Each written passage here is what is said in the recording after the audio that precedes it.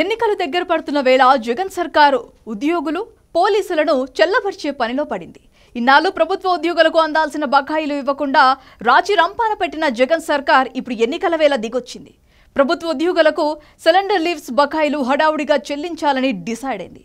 పోలీసులతో పాటు కొన్ని కేటగిరీల ఉద్యోగాల అకౌంట్లలో ఏప్రిల్ 25, 26 తేదీలలో ఆ బకాయిలు జమ అయ్యాయి. ఒక్కొక్కరి అకౌంట్లలో 50,000 నుంచి 1,00,000 వరకు వేసింది.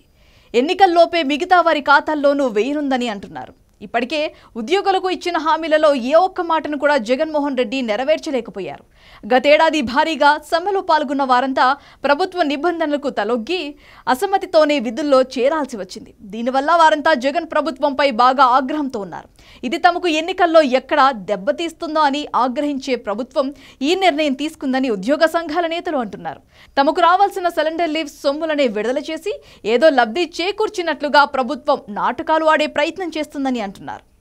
ఇక గత ఎన్నికలకు ముందు ప్రభుత్వం ఇచ్చిన హామీలు, తమకు న్యాయబద్ధంగా రావాల్సిన సొమ్ము తాలూకు డిమాండ్లు నెరవేర్చాలంటూ ఉద్యోగులు ఎప్పటి నుంచో గొంతు చించుకొని అరుస్తున్నారు. ఈ 5 ఏళ్లుగా ప్రభుత్వం వారిని పట్టించుకోలేదు.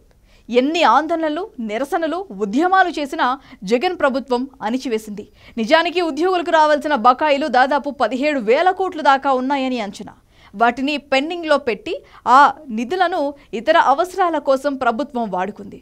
వాటన్నిటినీ ఇంకా పెండింగ్లోనే ఉంచి ఇప్పుడు సిలిండర్ లీవ్ల బకాయిలు మాత్రమే చెల్లించింది. అది కూడా అందరికీ ఒకేసారి ఇవ్వకుండా విడతల వారీగా రోజుకు కొందరు ఖాతాలో వేస్తున్నారు. ఉద్యోగులకు ప్రభుత్వం బకాయి పడ్డ 17,000 కోట్లలో డిఏ, పీఆర్సీ బకాయిలు 7,500 కోట్లు ఉన్నాయి. వీటిని 2027లోగా దశల వారీగా చెల్లిస్తామని చెప్పగా ఆ బాధ్యత వచ్చే ప్రభుత్వంపై పడనుంది.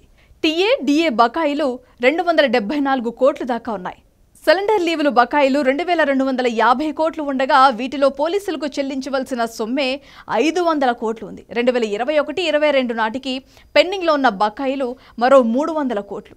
మెడికల్ రియంబర్స్మెంట్ బిల్లులు 118 కోట్లు రాలేదు. గతంలో ఎప్పుడూ లేనంతగా జగన్ ప్రభుత్వం ఉద్యోగులను ఎన్నో రకాలుగా వేధించింది. 11వ పీఆర్సీలోనూ మోసగించింది. ఇలా ఎన్నో రకాలుగా వారిని వేధించడంతో ఉద్యోగులు జగన్ సర్కార్ అంటేనే విసిగిపోయారు. చంద్రబాబు ప్రభుత్వం ఉన్నప్పుడే తమకు రావాల్సిన అన్ని బెనిఫిట్స్ దక్కాయని చర్చించుకుంటున్నారు.